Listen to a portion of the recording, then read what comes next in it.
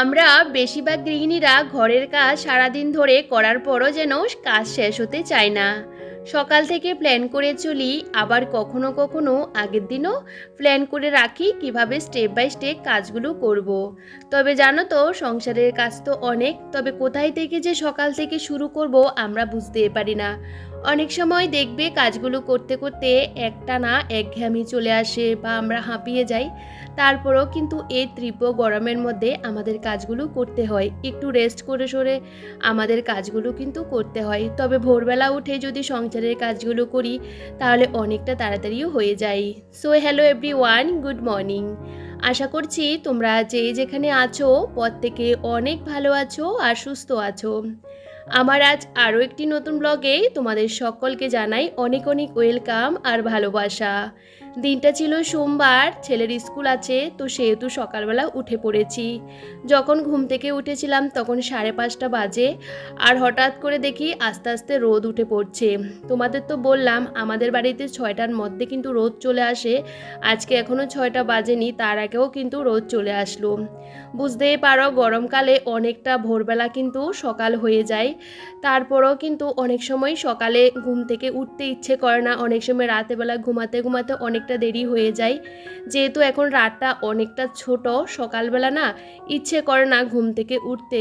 তবে সংসারের মায়াজালে এমনভাবে আষ্টেপৃষ্টে রয়েছি, সকাল হলে কিন্তু বিছানার মধ্যে পড়ে থাকতে পারি না, কারণ একা সংসারে নিজেকে সমস্ত দিকটা খেয়াল রেখে কাজ করতে হয়। যাই হোক, এদিকে সকালবেলা উঠে আগে নিজেকে একটু সময় দেওয়ার চেষ্টা করি, তারপরে কাজে হাত লাগাই। সারাটা দিন সবসময় কাজ দিয়ে কিন্তু আমরা শুরু করি, আর দেখবে নিজেকে যদি একটু সময় সকালবেলা না দিই, সারাটা দিন দেখবে এক ফোঁটাও কিন্তু আয়নার সামনে দাঁড়াতে পারি না। যাই হোক, সকালবেলা উষ্ণ গরম জলটা খাই, সেটা খেলে আমার বেশ ভালো লাগে। আর আমি কিন্তু ডিটক্স ওয়াটারটা কিন্তু সকালে খাই, কিন্তু ওই যে আগে গরম জলটা খাই, তারপরে ওটা নর্মাল জল দিয়ে মিশিয়ে মিশিয়ে খাওয়ার চেষ্টা করি সারাটা দিন। আর সকালে এতটাই রোদ উঠে পড়েছে, মনে হচ্ছে এখন 8টা 9টা বেজে গেছে। এখন কিন্তু 6টা মতো বাজে। আর আমার বাড়ির সামনে দেখতে পাচ্ছ কচুর শাক অনেক হয়েছে। আমার বর আমাকে আগে বাড়ি আসার আগেই বলে দিয়েছে তুমি কিন্তু আমাকে কচুর শাক রান্না করে খাওয়াবে। এইসব খাবারগুলো ও ওখানে খেতে পারে না, তবে যখনই বাড়িতে আসে তখনই কিন্তু আমি ওকে রান্না করে দিই, যেহেতু ও পছন্দ করে। বুঝতেই পারো ওখানে কিন্তু এসব খাবারগুলো একদমই ওদের রান্না হয় না আর কি। তো যাই হোক, তো আমি ভাবলাম আগে তুলে বাইরে একটু রেখে দিই, তাহলে কি বলতো বেশ ভালো আর কি। আর এমনিতে এখন হালকা রোদ পড়লে কচু গাছের মধ্যে বেশ ভালো। আর আমাদের বাড়ির সামনে যে কচু গাছগুলো আছে এগুলোর মধ্যে যেহেতু কন্টিনিউ রোদ পড়ে, সে কারণে একদমই গলা ধরে না। আমি যেদিন রান্না করি সেদিনই কিন্তু তুলি। তো যাই হোক, আমাদের গেটের সামনে না প্রচুর পরিমাণে হয়ে থাকে, তো আমি মাঝে মধ্যে এনে তো রান্না করি, তোমরা তো সবাই দেখো। না হলে গেটেও মানে ঢোকা যায় না আর কি, ভীষণ একটা জংলা হয়ে থাকে। তো যাই হোক, এদিকে ভাবলাম ওরা যেহেতু ঘুমাচ্ছে, মানে বাবা ছেলে এখনও ঘুমাচ্ছে, আর আমি কিন্তু এরই মধ্যে ঘর দুয়ারগুলো পরিষ্কার করে গুছিয়ে নিচ্ছি। আজকে রান্নাঘরটাকে ডিপ ক্লিন করবো, একটু নতুনভাবে গোছানোর চেষ্টা করব। অনেক দিন আগে থাকতে ভাবলাম যে আমার রান্নাঘরটাকে পরিবর্তন করতে হবে, কারণ কীরকম একটা হয়ে গেছে, দেখতেও ভালো লাগে না। দেখবে আমাদের গৃহিণীদের বেশিরভাগ সময়টা রান্না করেই কেটে যায়, আর সে ঘরটা যদি পরিষ্কার পরিচ্ছন্ন হয় তখন কিন্তু বেশ ভালো লাগে। তবে কিভাবে কি করব আমি বুঝতে পারছি না, যেহেতু আমি এখন রান্নাঘরের জন্য কোনো টাকা পয়সা খরচা করতে চাইছি না, এমনিতেই এটাকে একটু পরিবর্তন করব। যাই হোক, তার আগে ঘরের কাজগুলো গুছিয়ে নিচ্ছি। ঘরটা ভীষণ পরিমাণে অগোছালো হয়ে আছে। বর যখন বাড়িতে থাকে তখন আলনার মধ্যে সমস্ত জামা কাপড়গুলো অগোছালো করে রেখে দেয়, যেটা আমার একদমই ভালো লাগে না। তো ভাবলাম ওরা যেহেতু ঘুমিয়ে আছে, আমার মাথাটা ঠান্ডা রেখে স্টেপ বাই স্টেপ কাজগুলো করে নিই। দেখবে বাচ্চা যখন ঘুমিয়ে থাকে তখন মায়েদের একটা টেনশান থাকে যে সমস্ত কাজকর্মগুলো সেরে ওকে একটু সময় দিই। যেহেতু ছেলের আজকে স্কুল আছে, ওর কিন্তু সকাল সকাল উঠে যাওয়ার কথা, তবে এখনও ওর টাইম হয়নি, যেহেতু 8টার সময় স্কুলে যায় আর কি। 8টা থেকে ক্লাস শুরু হয়, বাড়ির থেকে 7:30টার সময় ও বেরোয়। তো তার আগে আমি যতটুকু পারবো কাজগুলো সেরে নেওয়ার চেষ্টা করছি। আসলে অনেক দিন হয়ে গেছে, আমার না কলিংটা শেষ হয়ে গেছিলো। তো কালকে বরকে দিয়ে একটা কলিং নিয়ে আসা হয়েছিল, সেহেতু আমি এই যে ফ্রিজটা আর শোকেসটা ভালো করে মুছে নিয়েছি। কলিং ছাড়া না এমনিতে যতবারই মুছি না কেন কেমন একটা দাগ পড়ে থাকে, সে দাগটা না একদমই উঠতে চায় না। কলিং দিয়ে ভালো করে পরিষ্কার করে নিলে বেশ সুন্দর চকচকে হয়ে যায়। যেহেতু এতদিন ছিল না, এমনিতে মোছামুছির কাজগুলো করেছি, আর এখন এটা নিয়ে আসার পর ভাবলাম চলো আগে ফার্নিচারগুলোকে ভালো করে মুছে নিই। আর এখন এই যে ঘর দুয়ারগুলোকে ভালো করে ঝেড়ে নেব। সকালে উঠলে হাতে অনেকটা সময়ও পাওয়া যায়। দেখবে সংসারের নানা কাজের মধ্যে থাকতে থাকতে সময়টা অনেকটা তাড়াতাড়ি চলেও যায়, তবে সময় কিন্তু কারোর জন্য থেমে থাকে না। সকালে যত তাড়াতাড়ি উঠো না কেন সময় কিন্তু চলে যায়। বিশ্বাস করো, সকাল থেকে আমি কিন্তু এক ফোঁটাও বসতে পারি না দুপুর পর্যন্ত, মানে ননস্টপ আমাকে কাজ করতে হয়। জানি না তোমাদেরকে কতটুকু আমি শেয়ার করতে পারি, বিশ্বাস করো এক ফোঁটার সময় আমি পাই না। তবে আমি কাজ করতে করতে কখনো হাঁপিয়ে যাই না বা বসে থাকতে একদমই পছন্দ করি না। আমি সবসময় কাজকর্মগুলোকে শেষ করে তারপরে বসার চেষ্টা করি। দেখবে ঘর দুয়ারগুলো যত পরিষ্কার পরিচ্ছন্ন রাখবে, মন থেকে আলাদা শান্তি, পজিটিভ এনার্জি কিন্তু কাজ করে। আর এদিকে এই ঘরটা ভালো করে ঝাড়টার দিয়ে পরিষ্কার করে গুছিয়ে নিয়েছি, আর পাপোশগুলো বাইরে একটু রোদ্দুরে দিয়েছি। বর আর ছেলে ঘুমাচ্ছিল, তো ভাবলাম যেহেতু হাতে সময় আছে তাহলে আজকে রুটি বানাই, কারণ ছেলেকে সকালবেলা আজকে রুটি খাওয়াবো। আসলে কি বলতো, সকালে ওকে যদি রুটিটা দিই না সেরকম খেতে চায় না, এমনিতে এত সকালে না ও একদমই খাবার খেতে চায় না। ওই যে বলতে পারো ম্যাগিটা সবসময় সেদ্ধ ম্যাগি করে দিই, আর সাথে ডিম সিদ্ধটা কিন্তু ওকে স্কুলে যেদিন যায় সেদিন ম্যাগিটা দিই। তবে আজকে ভাবলাম চলো আমাদের ব্রেকফাস্টও তৈরি করে নিই, যেহেতু এখনও অনেকটা সময় আছে, এখন বাজে 6:45। তো তার মধ্যে আমার টিফিন হয়ে যাবে ওরা ঘুম থেকে উঠে যেতে যেতে। তবে টিফিন বানাতে বানাতে ওদেরকে ডাক দিয়ে তুললাম, তারপরে ওরা ফ্রেশ হলো। তো আমরা এখন তিনজনে সকালের ব্রেকফাস্টটা সেরে নেব, তারপরে ছেলেকে রেডি করিয়ে স্কুলে পাঠাবো। আর জানো তো আজকে মানে তাড়াতাড়ি কিন্তু ব্রেকফাস্টটা সেরে নিচ্ছিলাম, ওই যে বললাম রান্নাঘরে ঢুকবো, আর আমার বর ধর্মতলা যাবে ছেলের মেডিসিন আনতে। ওকে যখন ডক্টর দেখিয়েছিলাম, দাঁতের ডক্টর, তখন এই মেডিসিনটা এখানে পাওয়া যাচ্ছে না, বলছে ধর্মনগর মানে ধর্মতলায় আছে, ওটা নিয়ে আসার জন্য। তো বর যাবে ধর্মতলায়, তার সাথে বর আবার কিন্তু ছেলের আধার কার্ড করতে যাবে। মানে বুঝতেই পারো অনেক কাজ, ও যখন বাড়িতে আসে বিশ্বাস করো অনেক কাজকর্ম থাকে, সেগুলো ওকে সামলাতে হয়, আর আমাকে কিন্তু ঘরের কাজগুলো সামলাতে হয়। অনেক দিন আগে থাকতে কিন্তু ছেলের আমরা কিন্তু আধার কার্ড করার চেষ্টা করছিলাম, ছেলে যখন আরও ওই যে 2 বছর থেকে, তখন থেকে ট্রাই করছি। জানো তো পোস্ট অফিসে আমরা 10-12 বার গেছিলাম, কিছুতেই আমরা কিন্তু আধার কার্ডটা করতে পারছিলাম না। আর এখন যেহেতু চেঞ্জ হয়েছে, পরিবর্তন হয়েছে সরকার, সে কারণে আমি ওকে বলছি আজকে যেহেতু সোমবার, তাহলে তুমি আজকে ওকে নিয়ে যাবে। তো বলছে ঠিক আছে। আর পর কিন্তু ছেলেকে স্কুলে দিয়ে তারপরে ও কিন্তু বাড়ি এসে রেডি হয়ে ধর্মতলায় যাবে। আমাদের বাড়ি থেকে ধর্মতলায় যেতে বেশিক্ষণ সময় লাগে না, অল্প কিছু সময় লাগে। তো যাই হোক, তার মধ্যে ও কিন্তু চলে আসবে তাড়াতাড়ি করে। আমি ভাবলাম চলো এদিকে আমি রান্নাবান্নাও শুরু করে দেব, কারণ ও যদি আসতে দেরি হয় তাহলে ছেলেকে নিয়ে আসতে আমাকেই যেতে হবে। তো দেখো বন্ধুরা, এদিকে দেখো ঘরটাও গুছিয়ে নিচ্ছি, যেহেতু ওরা দেরি করে ঘুম থেকে উঠেছে। আর ওঠার পর না ছেলেকে ফ্রেশ করানো, রেডি করানো, খাবার খাওয়ানো সবটা আমাকেই করতে হয়। আর বর বাড়িতে থাকলে ও কিন্তু ওর পাপারাতে খেতে পছন্দ করে, তো ওর বাবা কিন্তু ওকে খাইয়ে দিয়েছে, আর আমি আমার বরকে আর আমি খেয়ে নিয়েছিলাম। আর এভাবে না খেলে না হয় না, নাহলে আমার বর সকালবেলা একদমই খেতে চায় না, তো জোর করে করে খাওয়াতে হয়। তো ভাবলাম চলো এদিকে ঘরটা ভালো করে একটু আলতো হাতে মুছে নিই। আসলে ভাবি একটা দিন এই কাজগুলো করব না, তারপরও ওই যে আলতো হাতে না মুছলে ভালো লাগে না।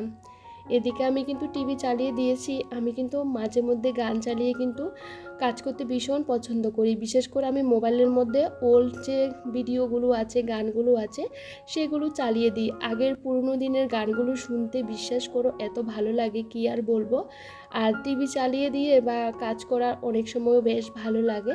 তো যেভাবে আমি পছন্দ করি ওইভাবে কিন্তু আমি চলার চেষ্টা করি। তো দেখো এদিকে টিভি চালিয়ে দিয়েছি, একবার নিউজ দেখছি, একবার কি বলতো গান শুনছি, এভাবে করে করে আমি কাজগুলো সেরে নিয়েছিলাম। আমার যেহেতু খোলা বারান্দা, বিশ্বাস করো ঘর পরিষ্কার না করলে না প্রচুর ধুলো হয়। ভাবি যে এই কাজগুলো করব না, হঠাৎ করে দেখি আমার এই যে ফুলদানিটার মধ্যে এত পরিমাণে ধুলো বসেছে, কি বলবো। এটা সব সময় না ঝাড়া মোছা হয় না, মাঝে মধ্যে হয়। আর দেখবে যে জিনিসগুলো চোখের সামনে থাকে সেগুলো যদি অপরিষ্কার থাকে তখন ভালো লাগে না। আর হঠাৎ করে কিন্তু প্রচুর পরিমাণে মেঘ করে আছে, আর আমাদের এখানে আজকে বেশ কয়েকটা দিন ধরে এত পরিমাণে মেঘ ডাকছিল, মানে মনে হচ্ছে বৃষ্টি আসবে, কিন্তু জানো তো বৃষ্টিটা হচ্ছে না। যখন হবে তখন আর সহ্য করতে পারবো না। আর এখন না এত পরিমাণে গরম কি আর বলবো। তো আমি বারবার ঘড়ির দিকে তাকাচ্ছি, বর দেখি এখনো আসেনি, ও কিন্তু চলে গেছে ধর্মতলা। আর আমি এদিকে চান করে চলে এসেছি, আর এদিকে বরকে বলেছি, মানে ফোন করছিলাম আর কি, যে তুমি কখন আসবে, না হলে ছেলেকে আনতে আমাকে যেতে হবে। আর আমার ছেলের ছুটি হয় 10:30, তো আমাকে বাড়ি থেকে 10টার সময় বেরোতে হবে। তবে এখনও হাতে 1 ঘন্টার সময় আছে, এখন বাজে 9টা। তো ভাবলাম চলো আমি এদিকে রান্নাটা বসিয়ে দিই, তার মধ্যে যদি বর চলে আসে তাহলে বর কিন্তু ওকে স্কুল থেকে নিয়ে চলে আসবে। আর এদিকে দেখো আমি এদিকে ঠাকুর পুজো করে চলে গেছিলাম রান্নাঘরে, যেহেতু অনেকটা তাড়াতাড়ি উঠেছি, আমার কাজগুলো অনেকটা তাড়াতাড়ি হয়ে গেছে।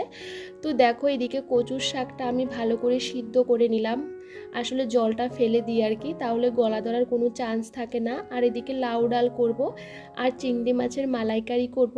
ওই দিন বাজার থেকে নিয়ে আসা হয়েছিল নারকেল, আমার বর নারকেল খেতে বেশ পছন্দ করে, এনেছিল কচুর শাক খাওয়ার জন্য। তো সেহেতু আমি কচুর শাকে নারকেল, বাদাম, তারপরে সমস্ত কিছু দিয়ে রান্না করব। বেশ ভালো লাগে জানো তো কচুর শাক খেতে, তোমরা কারা কারা পছন্দ করো বলো তো। তবে কচুর শাকটা রান্না করতে গেলে না অনেকটা সময় দরকার হয়, তবে আমি যেভাবে রান্না করি এভাবে কিন্তু আমি নিজে থেকেই রান্না করি, আমি কখনো কে কীভাবে রান্না করে সেটা আমি দেখি না, আমার যেটা ভালো লাগে আমি সেভাবেই করি। আর আমি না রান্না বেশিরভাগ ক্ষেত্রে আমার মার থেকে আমি শিখেছি, আমরা মেয়েরা বেশিরভাগ রান্না বান্না কিন্তু আমাদের মায়ের থেকেই শেখা। আর আমার মা কিন্তু সবসময় সাদামাটা করে রান্না করতো, একদমই নর্মাল রান্না করতো। আর আস্তে আস্তে আমি রান্না করতে করতে এখন আমার রান্নার স্টাইলটা একটু বদলিয়েছি। যাই হোক, এই যে আমার এদিকে চিংড়ি মাছের মালাইকারিটা হয়ে গেছে, আর লাউ ডাল, আর সাথে কিন্তু হয়ে গেছে কচুর শাক। রান্না করতে আমার কিন্তু 10:30 বেজে গেছে। বর বলছে আমি ধর্মতলার থেকে আসার সময় ছেলেকে স্কুল থেকে নিয়ে আসব। যে কাজের জন্য গেছে ওষুধটা অর্ডার দিয়েছে, ওটা আজকে দেয়নি, মানে এটা বানাতে হবে, তারপরে কিন্তু এটা নিয়ে আসতে হবে। তো বর যেহেতু বেশিক্ষণ সময় লাগেনি, গেছে আর চলে এসেছে।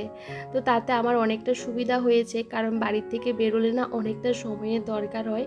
তবে ও তো আর বেশি দিন থাকবে না, আর একটা দিন থাকবে, তারপরে থেকে আমাকে আবার বাড়ি ঘরে ওই যে দৌড়াতে হবে।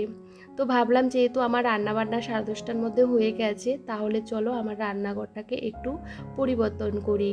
সত্যি কথা বলতে প্রত্যেকটা মেয়ে চাই তার বাড়িটাকে স্বর্গের মতন সাজিয়ে রাখতে, তবে জানো তো আমরা ইচ্ছে করলে কিন্তু সেটা করতে পারি না, যেহেতু আমাদের একার ইনকাম, আমি যেহেতু কোনো ইনকাম করি না। বিশ্বাস করো আমি যদি ইনকাম করতাম তাহলে আমি আমার মতন করে আমার ঘর বাড়িগুলোকে সাজাতাম। তবে আমার বরের ইনকামেও কিন্তু আমার যেটুকু করার দরকার সেটুকু আমি করার চেষ্টা করি। সব সময় আমি বিলাসিতা করে চলতে একদমই পছন্দ করি না। আমি নিজের জন্য জামা কাপড়, মেকআপের জিনিস কখনোই কিনি না, যেটা আমার প্রয়োজন সেটাই কিন্তু কেনার চেষ্টা করি। যাই হোক, এদিকে দেখতে পেলে আমার পেছনে একটা কাপড় ছিল, কাপড়টা আমি খুলে ফেলে দিলাম, কারণ কাপড়টা অনেক দিন হয়ে গেছে, আর এটা যতই ধোয়াধুয়ি করি না কেন একদমই পরিষ্কার হতে চায় না, কারণ তেল ছিটের ভাবগুলো এত পরিমাণে পড়ে গেছে। আর আমি না এটা কিছুদিন আগেও কিন্তু আগের দিন রাতে আমি ভিজিয়ে রেখেছিলাম জল গরম করে, তাতেও কিন্তু কিরকম একটা নোংরা পড়ে আছে। তো ভাবলাম চলো এখানে আর কাপড় দেব না, আমি এভাবে পরিষ্কার করে ভালো করে মুছে প্রাইমার করে দিয়েছিলাম। তবে আমার টিনের রান্নাঘরটাকে আরও আমি সাজাবো, সাইডগুলোর মধ্যে আরও কিন্তু প্রাইমার করব। যেহেতু প্রাইমারটা আমরা জানালা গিলগুলোর মধ্যে দেওয়ার জন্য নিয়ে এসেছিল, তবে 3টে জানালার মধ্যে হয়নি, 2টো জানালার মধ্যে করেছিল, বাদবাকি কারেন্টের ওই যে মিটার বক্সে ওখানে সেখানে করেছে, আর একটা জানালা করতে পারেনি, অল্প পরিমাণে প্রাইমার ছিল। তবে সে অল্প যেহেতু রয়েছে, এটার মধ্যে আমি একটু কেরোসিন তেল মিশিয়ে এই জায়গাটার মধ্যে দিয়েছি। তো আমি নিজে নিজে কারবারই করেছি। আমার বর গেছে ছেলেকে নিয়ে আধার কার্ড করাতে, এখনও আসেনি। তো ভাবলাম বর যদি বাড়িতে আসে কিছু যদি বলে, তবে ও কিন্তু কিছুই বলেনি। আসলে কি বলতো, ও আমি কোনো একটা কাজ করলে ও কিন্তু কখনোই কিছু বলে না। বলেছে ভালো হয়েছে কাপড়টা দেওয়াতে। ও আমাকে কিন্তু অনেক বকাবকি করতো, এই কাপড়টা কেন দিয়েছো, যদি আগুন টাগুন ধরে যেত। তবে কিছু করার নেই, এরকম টিনগুলো না ভীষণ বাজে হয়ে গেছে, জং পড়ে গেছে, সেহেতু কাপড়টা দিয়েছিলাম। তবে এখন দুটো সাইড কিন্তু আমার ফাঁকা রয়েছে, আমি আরেকটা ফাইমার এনে ওগুলোর মধ্যে কালার করে দেব। তখন আমার রান্নাঘরটাকে দেখতে ভীষণ ভালো লাগবে। এবার দেখো তো রান্নাঘরটাকে দেখতে কেমন লাগছে। আমার কিন্তু বেশ ভালো লাগছিল সামনে থেকে দেখতে। জীবনে কখনো কিন্তু এই সমস্ত কাজগুলো করিনি। তবে নিজের সংসারের কাজগুলো নিজেকেই করতে হবে। একটু একটু করে সংসারটাকে সাজানোর চেষ্টা করছি। তবে আমার বেশ ভালো লাগছে। আর জানো তো, এই কাজগুলো করে আমার টিনগুলোকে পরিষ্কার করতে অনেকটা সময় লেগে গেছিলো, যেহেতু প্রচুর ধুলো তেল ছিটে ভাব পড়েছিল। আমি স্কচব্রাইট দিয়ে ভালো করে ডলে ডলে টিনগুলোকে পরিষ্কার করেছি। সমস্ত কাজগুলো করতে করতে আমার 12:30 বেজে গেছে। ভীষণ পরিমাণে খিদে পেয়ে গেছে। তো বর বলছে জুস বানাবে, তো সেহেতু সমস্ত ফলগুলো ওই কেটে দিয়েছে। আর আমি এখন এই যে মিক্সিতে দিয়ে এখন সমস্ত কিছু দিয়ে দুধ দিয়ে একটা জুস করে নেব। আমার ছেলে না ফল খেতে ভীষণ পছন্দ করে, তবে এরকম জুস করে দিলে একদমই খেতে চায় না। ও বলছে না আজকে ছেলেকে খাওয়াবো। সাথে একটু বিট নুন দিয়েছি, বিশ্বাস করো বিট নুন দেওয়াতে এটা খেতে না আরও দ্বিগুণ ভালো লেগেছে। এই গরমের মধ্যে কিন্তু এই যে ফলের জুসগুলো খেতে বেশ ভালো লাগে। তবে চলো, আজকের ব্লগটা তোমাদের কেমন লাগলো কমেন্ট করে জানাতে একদমই ভুলো না। সবাই ভালো থেকো, সুস্থ থেকো।